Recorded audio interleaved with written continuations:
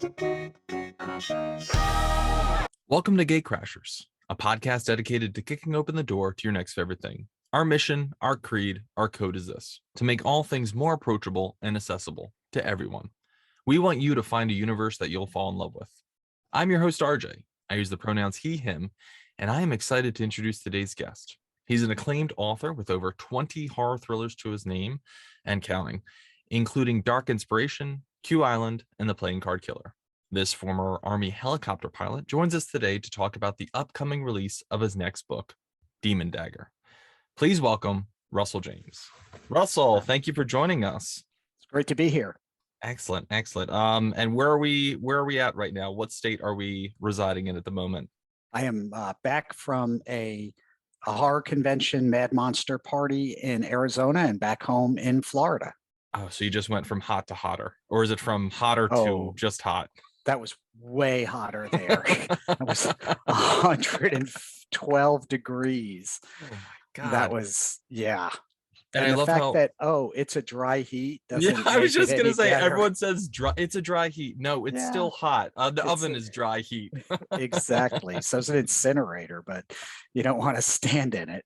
Oh my God. That just, I can only imagine grabbing door handles and stuff like that have just been sitting out, and oh man, that must have been rough. But glad to have you back. Glad to have you on. And we're gonna jump right in here with our always formal first question. What is your favorite sandwich? Oh, I am a turkey club sandwich fan, definitely. Mm-hmm. It's got your turkey that you can rationalize as healthy. It's got your unhealthy bacon hidden in there, so you don't make a big deal about it. And hopefully it's got some really good toast in between all of those. So I'm definitely a fan. Oh, I'm very much so down with that. That actually sounds very good. I skip lunch, so that might be my journey after this. I've got you going. I appreciate that. Salivating over here. So your path of writing is a unique one. Especially I kind of obviously stalked you on your website. Saw that you were a former Army helicopter pilot, and now you're a writer. How was that journey? Where did we start from? How did we kind of transition to here? Well, while I was a technical writer, when my wife and I would go on a long trip someplace, I would say, you know what would be a cool story? And then I'd outline some plot that I've been thinking about. And eventually she got tired of listening to that and said, why don't you write all these stories down? And I said, because no one would ever pay any money to read something that I wrote, which of course I've been trying to live down ever since. I'm sure she's let you forget that too. I'm sure. Oh yeah, it's just completely water under the bridge on that one. So she got, as a Christmas gift to prod me into that, she got me signed up for a really good online writing course. Because when you first start, you don't even know what you don't know. And so I signed up for that. That was great. That got me into a really good writers group, for feedback, as well as for I signed up then for a personal coach to learn some more. And all of that culminated eventually with 2 short stories that got published, which I thought was like at that point, that was going to be the pinnacle. I got that done. I'm good. It won't get better than this. Yeah, you could rest on your laurels. Everything's done. Yeah, I accomplished it. And then my first novel was that a publisher put out was Dark Inspiration in 2011, and I got the word for that I got the word that was open during one of the writing courses, where the instructor said, hey, there's this new publisher that's just opened up. Don Doria is the editor. He's like a horror legend from multiple publishing houses. And, they don't require an agent. So I said, oh, well, you know what? I've been rejected by a lot of nobodies. I think should get rejected by somebody who's really important. So I sent the manuscript in and eventually got an acceptance back, which, of course, I assumed was someone playing a prank on me, but it wasn't. And that got the ball rolling right there. Wow. That's one of those things where you really have to have kind of confidence in yourself and just really be okay with a lot of people saying no and this isn't working, and stuff like that. So kudos to you for Yeah, kind of that's what going that I route. I tell, people who are just starting out. I do a lot of conventions, so I meet a lot of people who are budding writers, and that's the biggest thing is you just have to keep going. That Hmm. a lot of people are going to say no, and it's frequently not even a reflection on your skill. It's just that this isn't what my publishing house wants to publish now, or Hmm. we just published something that's just like this, and we don't want to saturate the market. So you just have to keep trying. That makes sense. Now, I myself grew up reading Stephen King, and once I kind of immersed myself into that realm, I've always found myself being a horror reader. For you, what is it about horror that makes you keep coming back? That just that same path, that the first book that I read that engrossed me so much that I completely lost track of time and said, wow, where did 4 hours go? Mm. Was a Stephen King book, and I'm pretty sure it was The Stand. Oh, but you and me Um, both, the same and same direction. that, and then so that's like, wow, that if this genre can capture me, then that it, maybe I can capture someone else with that, or Hmm. or just became that what I was most interested in. So between that and science fiction, that's been what I've written. Some people Hmm. say, "Oh, write what you want to read," which I guess subconsciously that's what I did. Yeah. And a lot of credit too, because I know there are some out there who do not consider horror as to be like the epitome of literary standards, and kind of turn their nose up to it. And I think it's one of those things where fear is a very difficult emotion to elicit, and if you're able to capture that, I mean, the writing's there, you obviously have talent there. And with that fear, I kind of want to know, where do you find your own scares for your novels?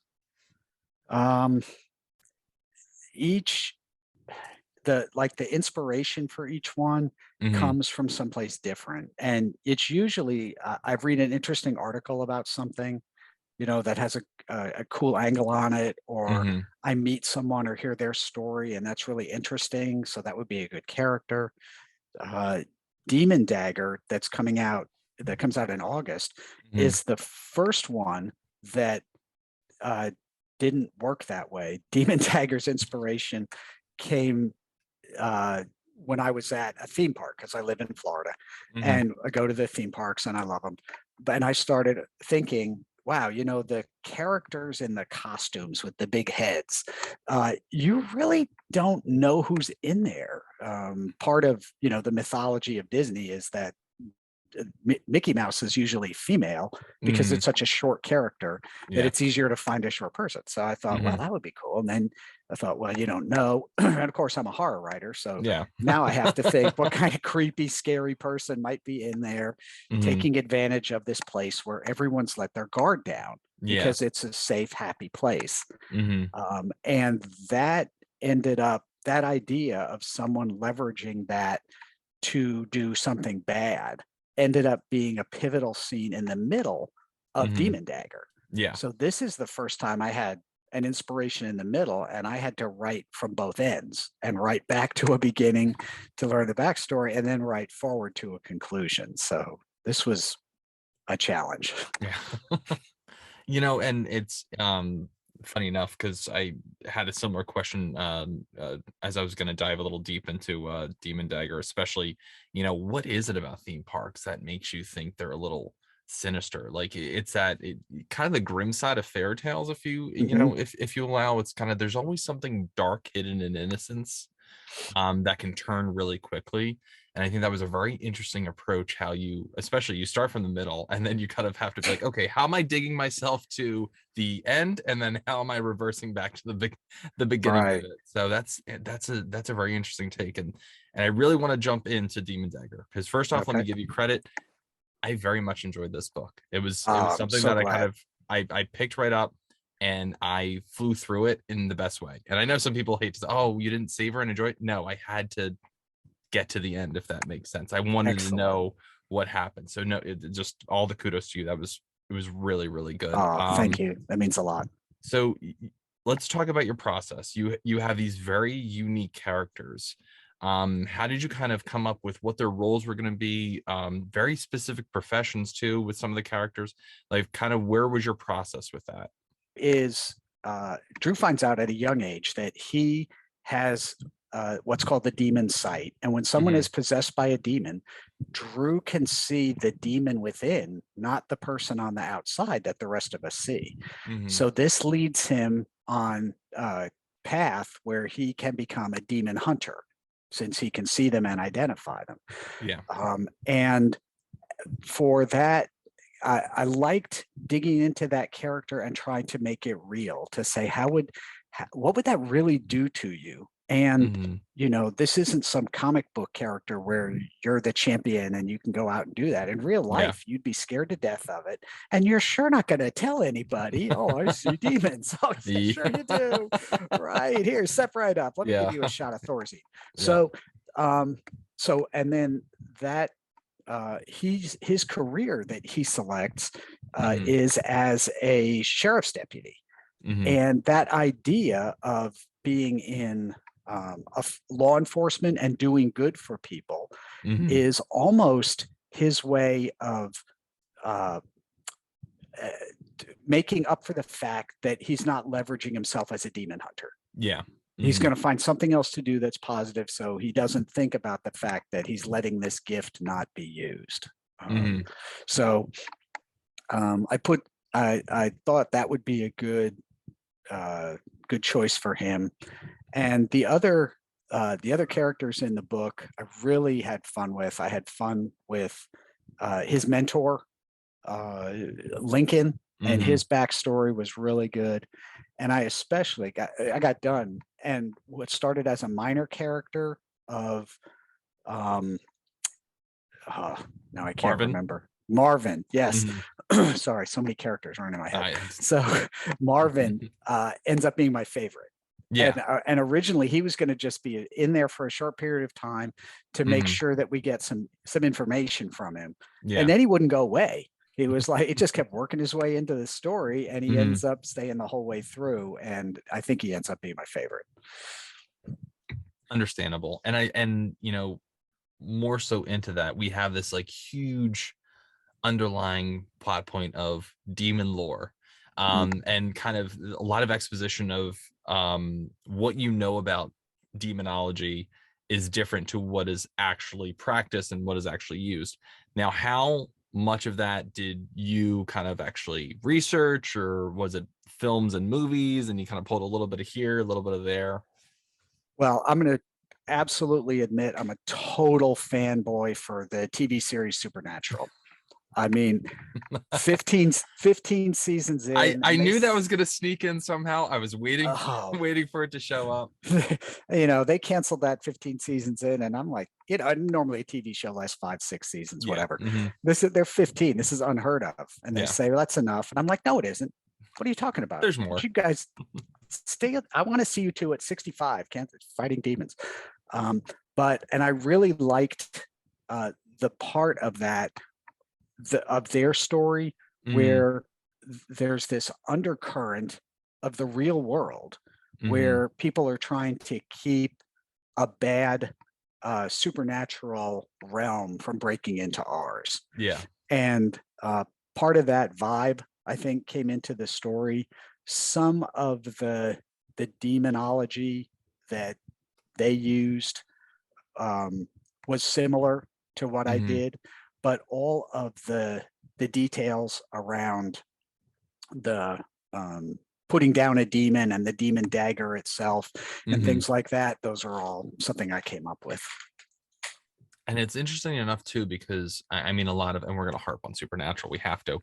Oh yeah. Half of the episodes, especially early on, were research. You have Sam at a table looking up on the internet, all of this crazy, and people don't realize, like, it's not just guys kicking down doors and, like, you know, taking care of business. No, a lot of it is research and trying to figure out what what makes this demon tick, or whatever monster of the week they had. Right. And you threw a lot of that in there. You threw, it was important for Drew to have a mentor and someone who can walk him through and be like, you need to do this, you can't do that.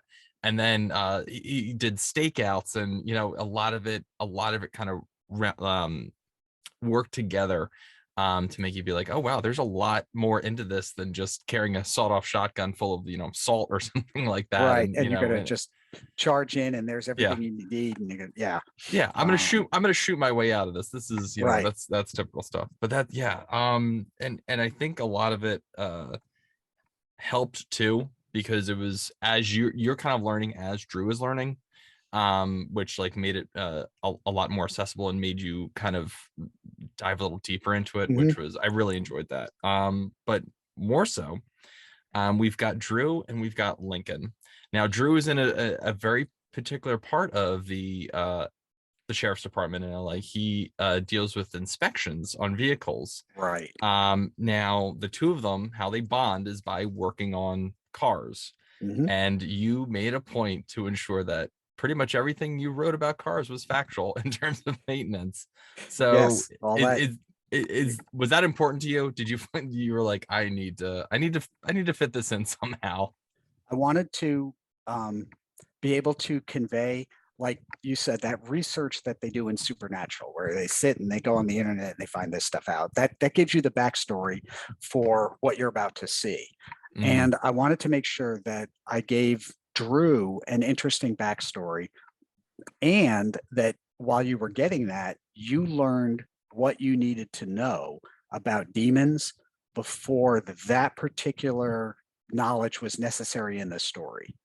So we could okay. flash back and say, we're about to see the Demon Dagger. So let's find out, when did Drew first find out about the Demon Dagger? Let's Hmm. learn about that. And now let's see, because you can, and you, as it comes back, you can realize, okay, these are the memories Drew's going to be reviewing as Hmm. he does these things anyhow. And I wanted to make those flashbacks of Drew and Lincoln Hmm. more interesting, so that, because Drew, in these parts of the story, Drew is a young kid. He's just found out Lincoln has told him, no, you're not insane. You do see demons. Let me tell you about what this means for you and explain it to you. Yeah. And so Drew meets with Lincoln on a regular basis, and the cover story for his mother uh, is that Lincoln is teaching him auto mechanics to give him an outlet for all this nervous energy that he has, etc. Yeah. So Drew learns two things at once. He learns auto mechanics that he can then tell his parents, yeah, today I learned about how to put a battery in a car. While in reality, Lincoln is teaching him about what you need to know for demons, and Mm. and how those things are in parallel. And Lincoln's doing this on his own personal 1970 Chevelle that he's restoring in his garage, named Gabriella. Hmm. And so, and all, like you said, all of the automotive things are actually correct. So you may accidentally learn something about how a car works while you're learning how to fight demons yourself. So Oh, how dare you? How dare you yeah. make us learn while we're reading about demons? And I'm only assuming here that you yourself enjoy working on cars. Yes. In fact, I have a 1970 Chevelle convertible myself, named Valerie, that's in Mm. my garage. So all of those automotive tidbits are factually correct, some of which I've endured myself and have the scraped knuckles to prove it. I do enjoy the throwaway line of every car has a name, and Drew's like, well, mine's not named, and he's like, well, maybe they haven't told you yet, That's right. or You it's haven't you something. haven't listened. You That's haven't right. listened. That's what it was. But yeah, no, it was an interesting plot point, and it really kind of helped along because it definitely gave you kind of that teacher mentor type of established route. And also your question was, well, how is he going to do demon practice? And it was a great out, as a writer, for you to be like, well, they can do this and also this on the side. Right. Now in this novel itself, what what did you enjoy most writing? Was it characters, the plot in specific, or is there something else? I really, I thoroughly enjoyed writing this whole story. There wasn't a time when I got locked up and said, "Oh no, now where's this going to go, and who's this going to be?" Every I'm a seat of the pants writer, so I don't plot. Hmm. I get that idea and I start from there and I see where it goes. And really cool stuff kept showing up. So I was very glad for that. Mm, And there's even some history background that crept in as they talk mm, about Southern California, where this is set in Los Angeles, and how far back the history of endemic demon possession goes back to the yeah. 1700s. And it Hmm. was even interesting weaving that into the story. And that ends up being a pretty good plot point as it goes. Yeah. And it was, and like you said, especially when you started talking about the missions along Mhm. California, and you really, it kind of wrapped everything together very nicely, because it's like, this isn't, this isn't the first demon. It's not going to be the last demon. Right. And it's something that's been battled over centuries, obviously. So yeah, no, it was just a fun read all in all, and I really enjoyed it. And I was actually curious enough to throw this as one of the questions, but do you see yourself revisiting Marvin and Drew possibly down the line, kicking around another idea? I I have three quarters of a prequel written for this in the 1700s in the Oh mission wow. system, where a priest from Spain gets assigned to the missions with Mm, no idea that they have a dual purpose, that he thinks he's just going to the missions. mm-hmm, And then he shows up. The exorcist priest that's passing through a mission is killed by a demon. mm-hmm, And this guy now finds all the in this story, there's a set of shackles that are used to control demons. He finds that he gets explained, no, this is important. You need to take these down south to mm-hmm, the 23rd mission. And he enlists the help of a Native American girl, and the two of them have a journey down the California coast to make all this happen. So it another story grew out of mm-hmm. this one. So that was interesting. Well, now I know what to look forward to. That's good. Um, there, this is just a side question I had to include. Sure. Because I was laughing when I read it. Because similarly, my wife, in the same vein, sense of humor, uh, your wife jokes there was something seriously wrong with you, after she reads your work. Are there any aspects of your writing that she particularly does enjoy reading? She likes everything until something gruesome happens, and then she says, "How far ahead do I need to skip to get past this?" Um, and but I have to tell you, and more advice for people that want to be a writer, Mhm. having the support of your spouse and the other people in your life who share your life with you is is not optional. You Yeah. absolutely have to have it because Mhm. this career path is very consuming Mhm. and it takes a lot of time. And uh, having someone there supporting it is the difference between you feeling good about doing it and you feeling guilty about doing it because you're taking time away from other people. Yeah. And she's terrific. She loves going to conventions with me when they're local and Mhm. meeting all the fans and all the great readers that we meet at cons. So she's great. That's awesome. It's great to have a spouse or a partner who is just, kind of your biggest cheerleader and, supporter in one way or another. I am curious, however, do you sometimes make like maybe throw something in more so gruesome, and you kind of embrace the idea that your writing scares her a little bit, like, oh, you should really read this, or are you just the nice person that you are and like, oh, it's okay, you can skip to page so and so, it gets really hairy in the next couple pages. That my my novels have are not they're all dissimilar. They all go into a different subgenre of Hmm. horror. So I have a novel called Q Island, which is a post-apocalyptic zombie-esque type viral virus Hmm. story set on Long Island, New York, and that is a hard R-rated, gruesome, Walking Dead level kind of nasty story right Yeah. there. Mm-hmm. But and then the other end of the spectrum, my first novel that got published was Dark Inspiration, and that Mm-hmm. is a ghost story. Mm. And Farallon Island is another example of two stories that are very suspense related with very little really gruesome, nasty kind of stuff in it. So some stories she reads much easier, and then other stories get more pages skipped. But that's great at conventions because I meet a lot of people who are horror fans, Mm-hmm. and I'll ask them what their favorite part of the genre is, and once they tell me, I can say, okay, well, then you're most likely going to enjoy something on this end or something on that end, and Yeah. I can direct them to something that they'll enjoy. Which is good because you can keep yourself a reader who might not generally enjoy all of your books, but at least there's something out there for everyone to Yes. enjoy, which is it's great that someone's able to pivot that way, especially in this genre.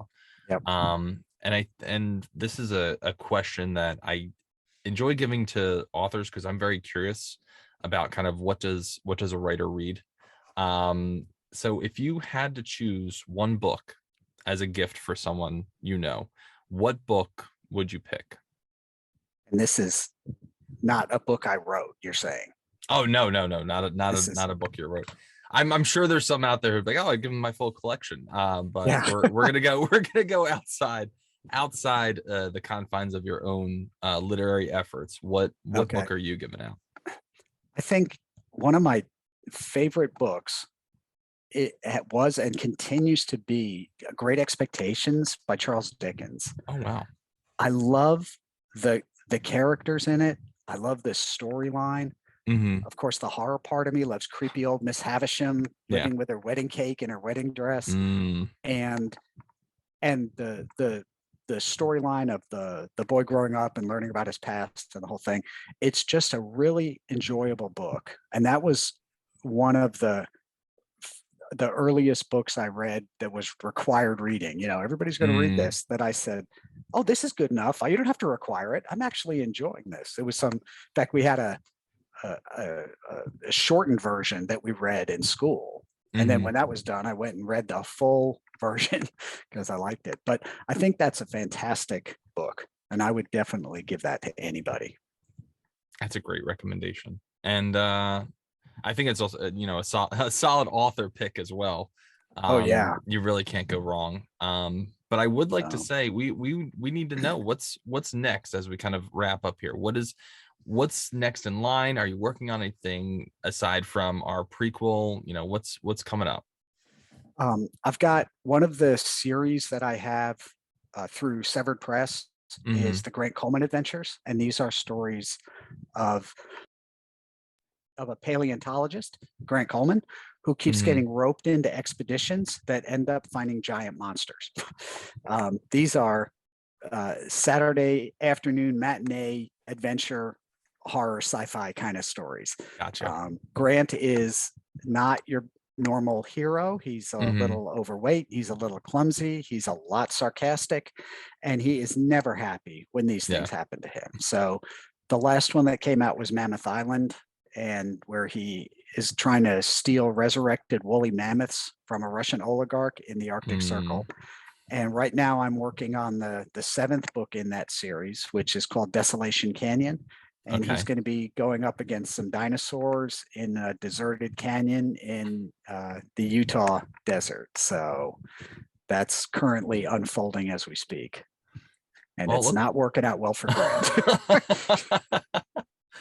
Oh man. Well, it looks like you're gonna keep them on their toes, which is good. And it's always nice to hear that you're keeping yourself busy and going from one book to the next. That's wonderful, and I'm glad you've got stuff coming out. We are all very excited about Demon Dagger, which comes out in August. It will be available at any local bookstore and online, I'm sure. Yes.